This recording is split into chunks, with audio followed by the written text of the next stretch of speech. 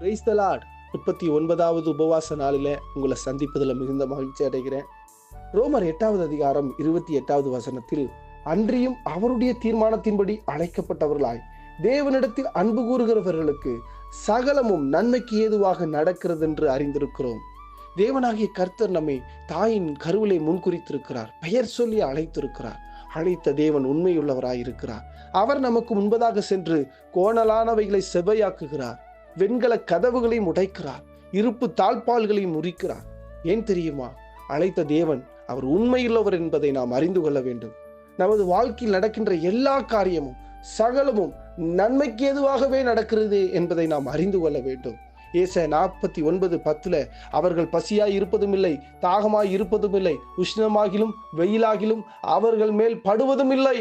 அவர்களுக்கு இறங்குகிறவர் அவர்களை நடத்தி அவர்களை நீரூற்றுகளிடத்திற்கு கொண்டு போய் விடுகிறார்.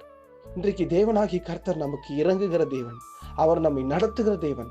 பசியை பார்த்து பயப்பட வேண்டாம், தாகத்தை பார்த்து பயப்பட வேண்டாம், உஷ்ணத்தின் வெயிலை பார்த்து பயப்பட வேண்டாம். என் அப்பா என்னை நீரூற்று இடத்துக்கு என்னை நடத்துவார். அவர் என்னை கைப்பிடித்து என்னை கரம் பிடித்து நடத்தி கொண்டிருக்கிறார். எசேக்கியேல் 37:26 நான் அவர்களோட சமாதான உடன்படிக்கை செய்வேன், அது அவர்களுக்கு நித்திய உடன்படிக்கையாயிருக்கும். நான் அவர்களை நிலைப்படுத்தி அவர்களை வர்த்திக்க பண்ணி அவர்கள் நடுவிலே என் பரிசுத்த ஸ்தலத்தை என்றென்றைக்கும் ஸ்தாபிப்பேன். உங்கள் நடுவுல, உங்க சந்ததி நடுவுல தேவராகிய கர்த்தருடைய பரிசுத்த ஸ்தலம் ஸ்தாபிக்கப்படும். அதற்காக அவர் ஒரு சமாதான உடன்படிக்கை செய்திருக்கிறார். அது நித்திய உடன்படிக்கையாக ஸ்தாபித்திருக்கிறார். அது என்ன தெரியுமா? தேவனாகிய கர்த்தர் இயேசு கிறிஸ்து உங்களை நிலைப்படுத்தி உங்களை வர்த்திக்க பண்ணுவார். இந்த வார்த்தையின்படி இன்றைக்கு நீங்க ஜெபிங்க.